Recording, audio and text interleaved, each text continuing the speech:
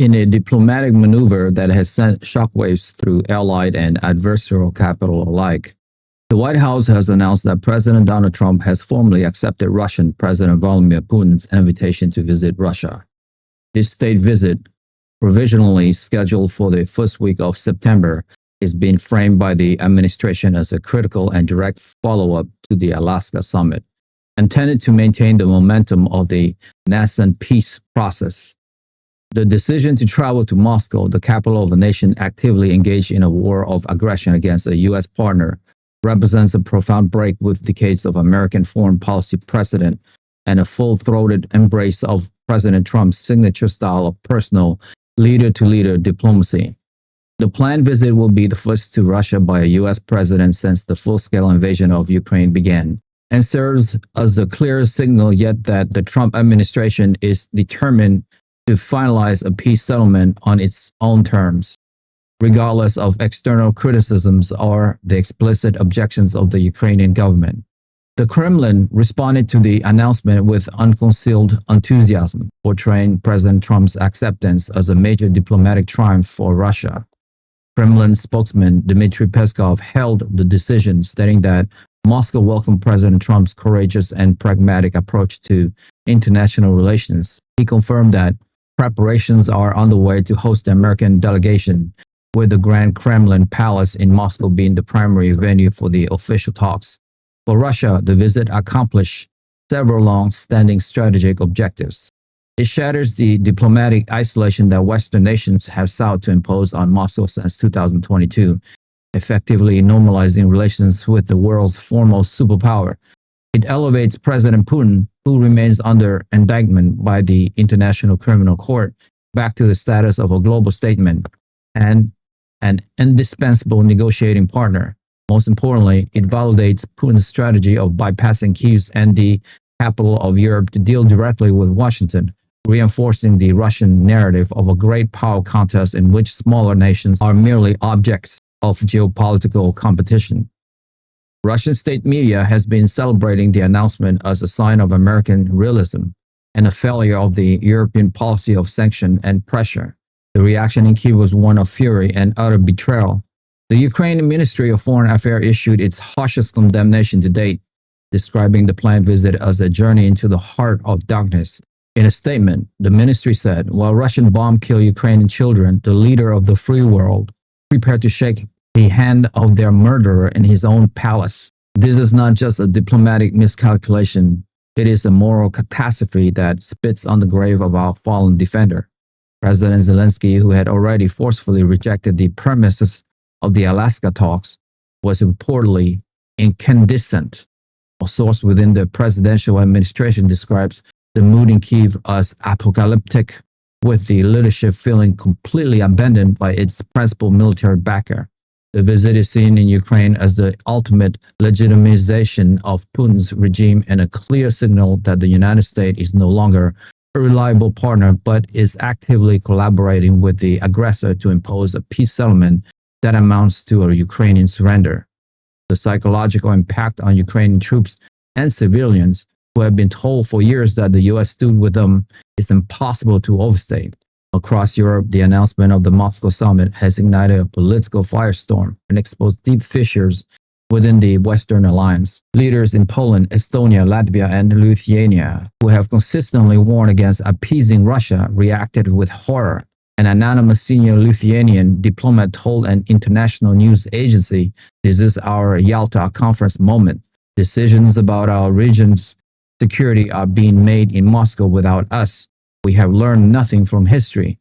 This sentiment reflects a deep-seated fear in Eastern Europe that a direct US-Russia pact will inevitably come at their expense, weakening NATO's collective security guarantee and creating a new sphere of Russian influence. In contrast, the reaction in some Western European capitals like Paris and Berlin has been more muted and ambivalent. While no leader has publicly endorsed the visit, there is a palpable sense of resignation and a quiet hope that, despite the deeply flawed process, President Trump might actually succeed in ending the war. This peace at any price sentiment is driven by domestic pressure, including economic strain and public fatigues with the conflict. This division within the European Union is precisely the outcome Moscow has long sought to engineer, leaving the continent divided and unable to formulate a coherent response to the dramatic shift in U.S. policy. Domestically, the planned visit to Russia has become a flashpoint for intense political debate. Supporters of President Trump have lauded the move as a bold and decisive act of peacemaking, consistent with his promise to disrupt foreign policy conventions and prioritize American interests by ending costly overseas entanglement. However, the decision has drawn fierce criticism from a broad coalition of opponents.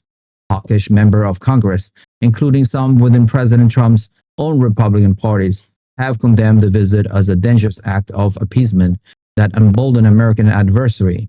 Critics argue that a presidential visit grants immense prestige and legitimacy to Putin's autocratic and expansionist regime, undermining the global push for accountability for war crimes. Attorney General Pam Bondi's office was forced to issue a statement clarifying that the president's diplomatic activities do not affect the U.S. Department of Justice's ongoing effort to assist international investigations into Russian atrocity.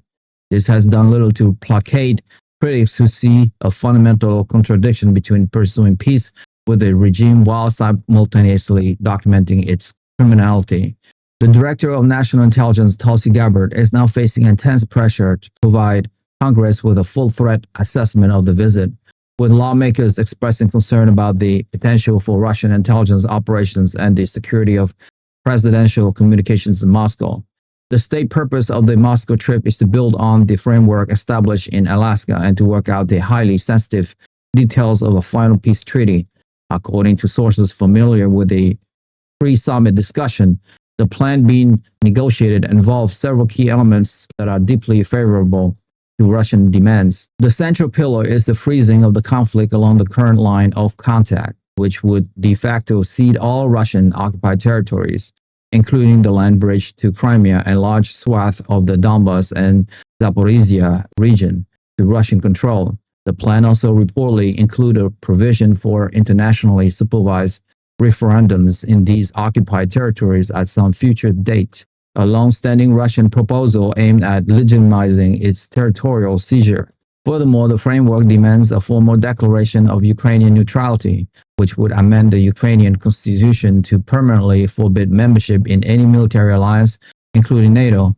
In essence, the deal would achieve most of Russia's core war aims, leaving Ukraine territorially dismembered, strategically neutered, and facing a powerful and unchastened Russia across a new, heavily fortified border. President Trump's willingness to personally travel to Moscow to finalize these terms is seen as a sign of his deep commitment to closing the deal, regardless of the consequences for Ukraine or the transatlantic alliance.